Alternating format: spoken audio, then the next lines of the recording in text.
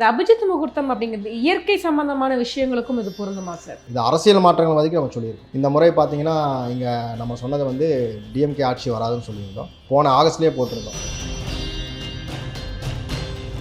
கிரகம் அந்த நோக்கி போகும்போது நீங்கள் எவ்வளோ பெரிய தலைவனாக இருந்தாலும் அது அதோட வேலையை செஞ்சுட்டு போயிடும். கோல்டு வந்து இப்போ வந்து நெகட்டிவ் அபிஜித்துக்குள்ளே வந்துருச்சு. கோல்டெல்லாம் இப்போ பெருசாக ஏறணும் எதிர்பார்த்துட்டு இருக்காங்க. எவ்வளோ ஏறணும் மறுபடியும் அடிப்பா. அடுத்த 6 வருஷம் பெரிய லாபத்தில் இல்லை கோல்டு. சார், பொதுவாகவே அந்த அபிஜித் முகூர்த்தம் பற்றி நிறைய டீட்டெயிலாக வந்து சொன்னீங்க. ஸோ அந்த ஷேர் மார்க்கெட்டுக்கு அப்படின்னு சொல்லிட்டு அதுக்குன்னு ஏதாவது அபிஜித் முகூர்த்தம் ஏதாவது இருக்கா சார்? இன்றைக்கி நிஃப்டி மார்க்கெட், அதாவது நம்மளோட இந்தியன் நிஃப்டின்னு சொல்லக்கூடியது ஏறுக்கு இறங்குறதுக்கு ஒரு அபிஜித் வேலை செய்யும். அவங்க ஜாதகத்தில் அபிஜித் முகூர்த்தத்தை எப்படி கண்டுபிடிக்கலாம் சார்? உங்கள் மேஷ லக்னம்னா மேஷத்துக்கு கடகம். சார், பொதுவாகவே அந்த அபிஜித் முகூர்த்தம் பற்றி நிறைய டீட்டெயிலாக வந்து சொன்னீங்க. ஸோ அந்த ஷேர் மார்க்கெட்டுக்கு அப்படின்னு சொல்லிட்டு அதுக்குன்னு ஏதாவது அபிஜித் முகூர்த்தம் ஏதாவது இருக்கா சார்? பிஸ்னஸ், அது ஷேர் மார்க்கெட்டாலே பிஸ்னஸ் தானே, அதுக்குன்னு ஏதாவது அபிஜித் முகூர்த்தம் இருக்கா? கண்டிப்பாக. அதாவது ஷேர் மார்க்கெட்டில் வந்து பார்த்திங்கன்னா நான் சொல்கிறது என்னென்னா, தனி மனித ஜாதங்களுக்கு அபிஜித் பார்த்து பண்ணுங்கன்னு சொல்லிட்டோம். அபிஜித்தில் தான் நீங்கள் ஜெயிக்கவே போகிறீங்க. உங்களுக்கு கொடுப்பினை அபிஜித் இருந்தால் நீங்கள் ஷேர் மார்க்கெட்டில் வாங்கன்னு சொல்கிறோம். ஷேர் மார்க்கெட் வந்து 5ஆம் பாவம், காலபுருஷனுக்கு 5ஆம் பாவம் தான். இயற்கையாக, அதாவது சில பேர் பாருங்கள், மார்க்கெட் ஏறினாலே இறங்கினா தோத்துக்கிட்டு தான் இருப்பாங்க. சில பேர் ஜெயிச்சுக்கிட்டே இருப்பாங்க. அதெல்லாம் அவங்க தனிப்பட்ட ஜாதகம். பட்டு இன்றைக்கி நிஃப்டி மார்க்கெட், அதாவது நம்மளோட இந்தியன் நிஃப்டின்னு சொல்லக்கூடியது ஏறுக்கு இறங்குறதுக்கு ஒரு அபிஜித் வேலை செய்யும். உதாரணத்துக்கு காலபுருஷனுக்கு 5ஆம் பாவம் சிம்ம வீடு, அது ஒரு அபிஜித். அதுதான் மார்க்கெட்னால சிம்ம வீடு தான் மார்க்கெட்டு. அங்கேருந்து 1, 4, 7, 10 தான் அபிஜித்தாக வேலை செய்யும். மார்க்கெட் ஏறுறதுக்கு இறங்குறதுக்கு இது ஒரு வேலை இருக்கும். அதாவது நீங்கள் தனி மனிதராக ஒருத்தர் லாபமாயிட்டலாம், தோக்கலாம். ஆனால் இங்கே செபிங்கிற மார்க்கெட் வந்து மேலே போகுது, நிஃப்டி மார்க்கெட் மேலே போகுதுன்னா சிம்ம வீட்டில் சூரியன் வர காலகட்டம் பாருங்கள், அது வந்து பாசிட்டிவான அபிஜித். அந்த இடத்துல வந்து ஒரு 4 மாதம் மார்க்கெட் எப்போவுமே மேலே தான் இருக்கும். 4 அபிஜித் சொன்னோம் இல்லையா, அதில் 4 மாதம் அபிஜித் நல்லா வேலை செய்யும். அதாவது சிம்மம், கன்னி, துலாம், விருச்சிகம், இந்த 4மே சிங்கிள் ஒரு அபிஜித்துக்குள்ளே அடக்கம். அந்த விருச்சிகம் வர்ற வரைக்குமே அந்த மார்க்கெட் மேலே தான் இருக்கும். விருச்சிகம் தாண்டினதுக்கப்புறம் ஒரு டவுன்ஃபால், மறுபடியும் ஒரு அப்பு, மறுபடியும் ஒரு டவுன். மொத்தம் 4 செக்மெண்ட்டாக அது பிரியும். 12 மாதத்தை 4ஆக பிரிச்சுக்கும்.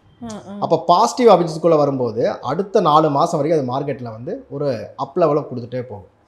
உலகத்தில் என்ன வேணால் நடக்கட்டும், போர் வரட்டும், உலகமே அழையட்டும், மார்க்கெட் ஓப்பன் ஆச்சுன்னா மார்க்கெட் மேலே போயிட்டுருக்கும். இது வந்து அந்த மார்க்கெட்டினுடைய அபிஜித். ஸோ அந்த அபிஜித் முகூர்த்தத்தில் இந்த மாதிரி ஷேர் வாங்கி போட்டால் நல்லா டெவலப் ஆகும் அப்படின்ற மாதிரி ஏதாவது இருக்கா? அது அவங்க கம்பெனியோடைய ஜாதகம் தான். இப்போ வந்து நிஃப்டி மேலே போகிறான்னு வைங்களேன், அது அபிஜித் வேலை செய்யும். ஏறக்குறைய எல்லா கம்பெனியும் மேலே தான் இருக்கும். அதாவது ப்ளூ சிப் கம்பெனி சொல்லக்கூடிய டாப் 5 கம்பெனிஸ் அது எல்லாமே மேலே தான் இருக்கும். 90% மேலே தான் இருக்கும். சில கம்பெனிகள் இறங்கலாம்.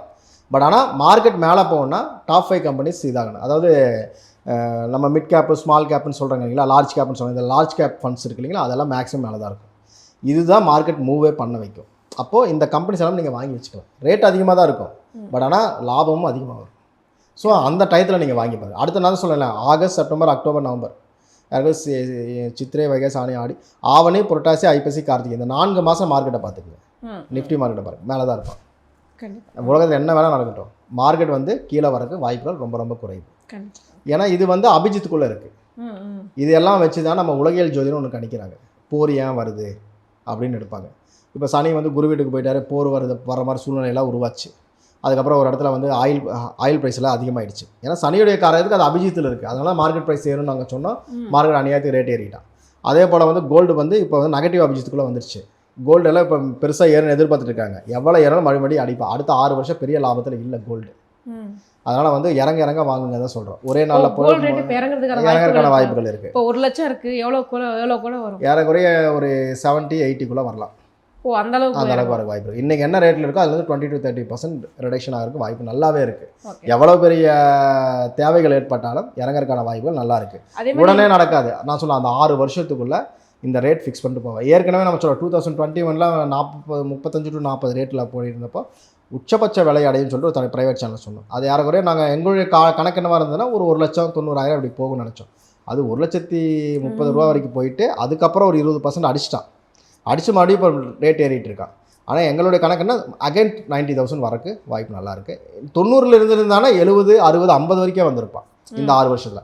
ஹையஸ்ட் ரேட் போனதுனால இதனுடைய தாக்கம் இன்னுமே இறங்கும். அதாவது எனக்கு தெரிஞ்சு 90 or 80 அந்த ரேஞ்சில் அது வருவான். ஆனால் பெட்ரோல் டீசல் விலையெல்லாம் ஏறிடுச்சு. அதுக்கு கண்டிப்பாக அது இருக்குது. அது அபிஜித் நான் சொன்னேன் சார். 2 இயர்ஸ்க்கு முன்னாடியே நம்ம பேசினது என்னன்னு கேட்டிங்கன்னா, ஒரு சேனலில் பேசும்போது சொன்னேன், சனி வந்து பாசிட்டிவான அபிஜித்துக்குள்ளே போக போகிறாரு.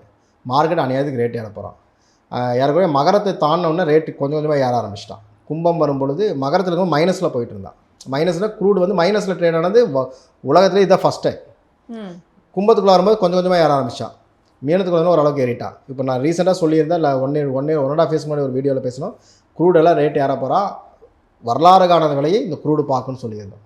சனி வந்து மேசத்துக்குள்ளே போகும்போது வரலாறு காணாத விலையில் பேரலுக்கு 4500 4600 இருந்தா பேரல் இந்தியன் வேல்யூவில். இன்றைக்கி வந்து 10,000 தொட்டுட்டு இப்போ 8,000 9,000 ரன் ஆகிட்டு இருக்கான். வித்தின் 2 months, பிப்ரவரியிலேருந்து நான் சொல்கிறேன், லாஸ்ட் பிப்ரவரியிலேருந்து 5,000 to 6,000 பாயிண்ட்ஸ் ஏறி இருக்கான். அப்போ மார்க்கெட்டில் வந்து இன்னும் க்ரூட் ப்ரைஸ் ஏறுறது தான் வேல்யூ அதிகம். க்ரூடு வந்து இப்போதைக்கு குறையிறதுக்கு வாய்ப்பு இல்லை. இன்னும் ஒரு 6-7 வருஷம் ஆகும் அது இறங்கணும்னா. அது வரைக்கும் ஏறிட்டு தான் இருக்க போகிறோம். டே பை டே இன்க்ரீஸ் ஆகும். இறங்கினாலும் மறுபடியும் வாங்குங்கன்னு தான் நாங்கள் சொல்கிறோம். இது வந்து டிஸ்க்ளைமரோட சொல்லிக்கிறேன். ஏன்னா அவங்க தனிப்பட்ட விருப்பம் வாங்குறது. நம்மளை வந்து சார் நீங்கள் சொல்லி வாங்கின லாபம் வந்தால் கொடுக்க மாட்டாங்க, நஷ்டம் வந்தால் ஒன்று கூப்பிட்டு சார் நீங்கள் சொன்னீங்க இப்படி ஆகி போச்சும்பாங்க. அதனால் டிஸ்க்ளைமரோட சொல்கிறேன், உங்கள் தனிப்பட்ட விருப்பங்களை எடுத்துக்கிட்டு நீங்கள் பண்ணுங்கள். கண்டிப்பாக சார். சார் அதே மாதிரி இந்த அபிஜித் முகூர்த்தம் அப்படிங்கிறது இயற்கை சம்பந்தமான விஷயங்களுக்கும் இது பொருந்துமா சார்? கண்டிப்பாக பொருந்தும். இப்போ நீங்கள் போரெல்லாம் வருதில்ல, அதெல்லாம் வந்து சனி கிரகத்தை வச்சு குரு கிரகத்தை வச்சு ராகு கேதுகளை வச்சு எடுக்கிறாங்க. இந்த பிரளய ராசிகள்னு சொல்லுவாங்க. கடகம், அதுக்கப்புறம் வந்து விருச்சிகம், அதுக்கப்புறம் மீனம், இதெல்லாம் பிரளய ராசிகள். இந்த பிரளய ராசிகளில் 2 கிரகங்கள் வரக்கூடாது. 2 கிரகங்கள் வந்தால் பிரச்சனை அதிகம். அதாவது குரு, சனி, ராகு கேதுக்கள், இந்த 4ல் 2 கிரகம் வந்ததுனால பிரச்சனை கொடுத்துரும். இதில் அபிஜித் ஏன் நம்ம எடுக்கிறோம்னா, அது எல்லாமே வந்து பார்த்திங்கன்னா ஒவ்வொரு கிரகத்துக்கும் ஒவ்வொரு அபிஜித்தான நெகட்டிவ் அபிஜித்துக்குள்ளே போய் லாக் ஆகிடும். சனி பாசிட்டிவில் போயிட்டுருக்காரு, குரு நெகட்டிவில் போயிட்டுருக்காரு. குருன்னா என்னன்னு கேட்டிங்கன்னா நம்ம ஜீவனம், சாப்பாடு, ஜீவனம், உங்களுடைய பொதுமக்களுடைய வாழ்வாதாரம் இதெல்லாம் பாதிக்கப்படும். அப்போ இந்த முறை வந்து சனியும் குருவும் அடுத்த மே மாதம் கீழே இறங்க போகிறாரு. நீங்களே பாருங்கள், பொருளாதார விலையெல்லாம் அதிகமாக ஏறி விலைவாசியில் கூடும். அதுக்கேற்றபடி இப்போ பெட்ரோல் விலை கூறிட்டான். 3 ரூபா ஏற்றுனா இவன் டீ 5 ரூபாய் விலை ஏற்றிட்டான். இப்போ மறுபடியும் 4 ரூபா ஏற்றிருக்காங்க. இனி எவ்வளோ ஏற்ற போகிறாங்கன்னு தெரியாது. சாதாரணமாக ஒரு நார்மல் டீ ஷாப்லேயே ஒரு 5 rupees ஏற்றிருக்காங்கன்னா, பெரிய பெரிய ஷாப்பில் எவ்வளோ ஏற்றிருப்பாங்க பாருங்கள். ஒரு சின்ன கடையில் போனால் ஒரு தோசை 30 ரூபான்னு வச்சுக்கோங்களேன், இன்றைக்கி அவன் 40 ரூபா பண்ணுறான். பெரிய கடையில் போனால் 120 ரூபா இருந்த தோசை 150 160 பண்ணிட்டான். அவங்க ஏற்றுறது 3-4 ரூபா தான், இவங்களை கேட்டுங்க ஹெவியாக ஏற்றிடுவாங்க. இது இயற்கை. அப்போது விலைவாசி ஏறப்போகுதுன்னு அர்த்தம். அப்போது இதுக்கேற்றப்பட்ட உலகியல் ஜோதிடங்கிறது போர் மட்டும் கிடையாது, எல்லா விதமான விஷயங்களும் வரும். அதாவது நாட்டுக்கு எப்போ பஞ்சம் வரும், நாட்டில் வந்து எப்போ மக்கள் குழப்பங்கள் வரும் அப்படின்லாம் நம்ம சொல்லுவோம். இது அரசியல் மாற்றங்கள் வரைக்கும் நம்ம சொல்லியிருக்கோம். இந்த முறை பார்த்திங்கன்னா இங்கே நம்ம சொன்னது வந்து டிஎம்கே ஆட்சி வராதுன்னு சொல்லியிருந்தோம். நம்ம ஃபேஸ்புக்லேயே இருக்குது, போன ஆகஸ்ட்லேயே போட்டிருந்தோம். ராகு கேதுக்கள் வந்து சிம்ம வீட்டுக்குள்ளே வரும்போது எல்லாமே ஆட்சி மாற்றம் உண்டு. இந்த முறை ஆட்சி மாற்றம் ஆயிடுச்சு. இதெல்லாம் உலகியல் ஜோதிடம். ஏன்னா சனி வந்து பார்த்திங்கன்னா நீச்சத்தை நோக்கி போகிறார். இருக்கக்கூடிய அரசாங்கத்துக்கு மக்களுடைய ஆதரவு இல்லைன்னு சொல்லுது. வெஸ்ட் பெங்காலில் மாறிட்டாங்களா, ப்ளஸ் வந்து பஞ்சாபில் போச்சுங்களா, அஸ்ஸாமில் போச்சுங்களா, இங்கே கேரளாவில் போச்சுங்களா, எல்லாமே மக்களுடைய ஆதரவு நடப்பு ஆட்சிக்கு இருக்காதுங்கிறது அதோடைய கான்செப்ட். ஸோ எப்போவுமே சனி நீச்சத்துக்கு போகும்போது இருக்கிற அரசாங்கத்துக்கு ஆபத்து. ஈவன் நீங்கள் பார்த்தீங்கன்னா பிஜேபி அரசாங்கமே வந்து இன்றைக்கி வந்து மைனாரிட்டி அரசாங்கம் தான், மெஜாரிட்டி கிடையாது. ஏன்னா அது வந்து அந்த கிரகம் அந்த நோக்கி போகும்போது நீங்கள் எவ்வளோ பெரிய தலைவனாக இருந்தாலும் அது அதோடைய வேலையை செஞ்சுட்டு போயிடும். உங்களுக்கான ஒரு நெகட்டிவ் பாயிண்ட் தான் அது கொடுக்கும். கண்டிப்பாக சார். இது இயற்கை பேரழிவு, இயற்கை சீற்றங்களுக்கு இது பார்க்க முடியும். கண்டிப்பாக வரலாம், கண்டிப்பாக வரும். இயற்கை சீற்றத்துக்கு மட்டும் கிடையாது. நீங்கள் வந்து இப்போ சுனாமியெல்லாம் வருதுன்னு சொன்னாங்க, 2004 வந்ததுங்களா கடைசியாக. அப்போ அந்த கிரக நிலைகளை பாருங்கள், ராகு கேதுகளுடைய தொடர்பு கடகத்துக்கும் விருச்சிகத்துக்கும் இருக்கும். கடகம் இது ராகு கேதுகள் என்னைக்கெல்லாம் அந்த நீர் ராசிக்குள்ளே போகுதோ அன்றைக்கெல்லாம் கவனமாக இருக்கணும். இப்போதைக்கு அவர் இருக்கிறது வந்து ஒன்று காற்று ராசி, ஒன்று நெருப்பு ராசி. இந்த விண்மில்லு இந்த ஆடி மாதமெல்லாம் ஆரம்பிச்சுன்னா இந்த விண்மில்லெல்லாம் கொஞ்சம் கவனமாக இருக்கணும். இந்த விண்மில் பிரச்சனை வர்றது, அதுக்கப்புறம் வந்து இந்த விண்மில் வந்து பற்றி எறிகிறது, அதே போல் நெருப்புனால் வரக்கூடிய கண்டங்கள் இதெல்லாம் சொல்லும். இதே ராகு கேதுகள் இன்னும் 4-5 மாதத்தில் பயிற்சி ஆகிடுவாங்க. கடகத்துக்கு போயிட்டாருன்னு வச்சுக்கோங்களேன். கடகத்துக்கு போகும்போது இந்த நீர் ராசிகள், இந்த போட்டு விபத்து இதெல்லாம் கொஞ்சம் கவனமாக இருக்கணும். இந்த படகு விபத்து, போட்டில் போடுறது.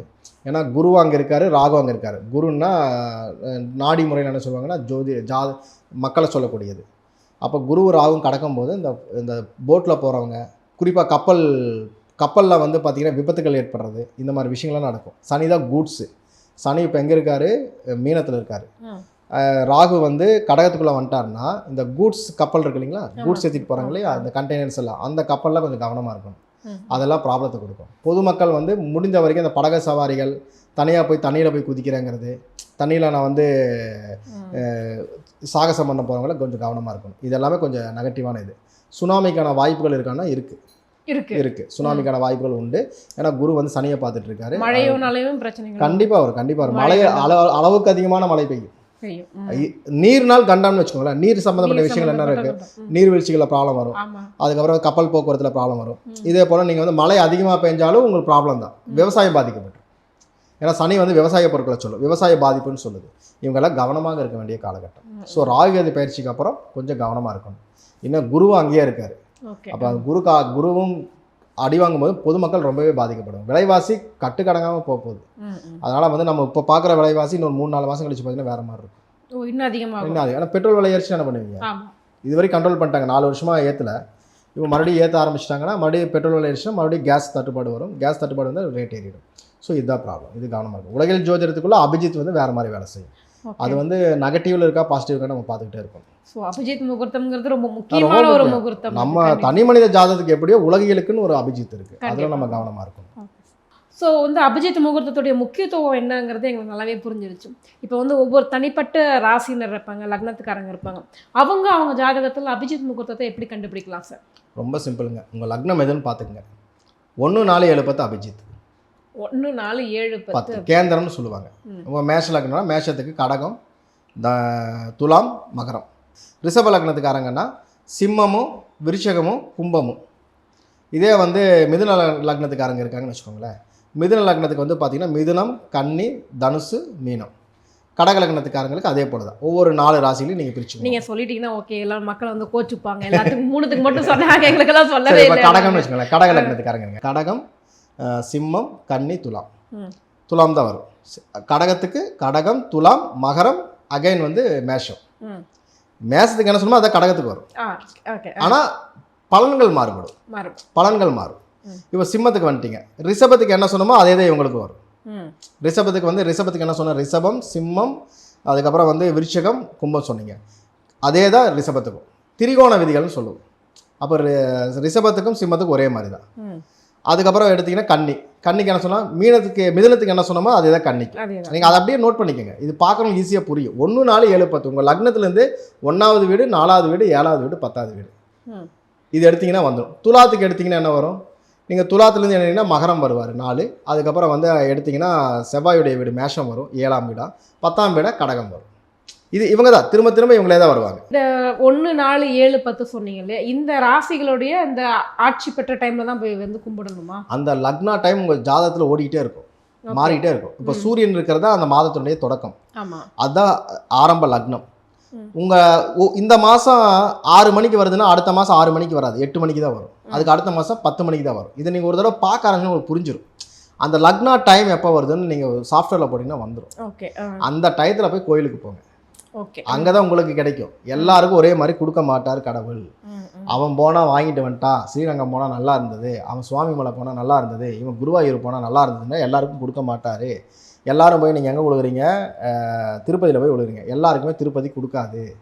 திருப்பதி சாமியை கும்பிடுங்க, 7 மலையை நல்லது பண்ணுவார். ஆனால் உங்கள் லக்னத்துக்கு அவர் நல்லவரா, உங்களுக்கு அவர் வந்து ரிசீவிங் கெப்பாசிட்டி கொடுக்குறாருன்னா நீங்கள் அந்த லக்னத்துக்கு டயத்தில் போகணும்.